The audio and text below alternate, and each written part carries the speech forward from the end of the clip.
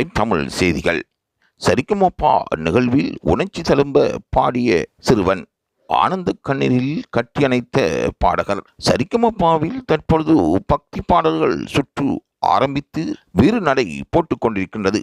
இந்த சுற்றில் போட்டியாளர்களில் திவினஸ் பாடிய பாடல் அனைவரையும் கண்கலங்க வைத்திருக்கின்றது. தற்பொழுது சரிகமபா லிட்டில் சாம்பியன் சீசன் 4 நடைபெற்று வருகின்றது. இந்த நிகழ்ச்சியில் 26 போட்டியாளர்கள் பங்கு பற்றி இருந்த நிலையில் இதில் 4 போட்டியாளர்கள் கடந்த வாரம் போட்டியை விட்டு வெளியேற்றப்பட்டிருந்தார்கள். இதில் போட்டியாளர்கள் அனைவரும் தங்களின் சிறப்பான திறமைகளை காட்டி மெருகூட்டி வருவதாக கூறப்படுகின்றது. சிறிய வயதாக இருந்தாலும் அவர்களின் பாடும் திறமையோ மிகையாகாது என்று நடுவர்கள் கூறுகின்றார்கள். போட்டியாளர் திவினஸ் இந்த போட்டியில் கலந்து கொண்டது இந்த நிகழ்ச்சிக்கே ஒரு வரம் என்று நடுவர்களால் கூறப்படுகின்றது.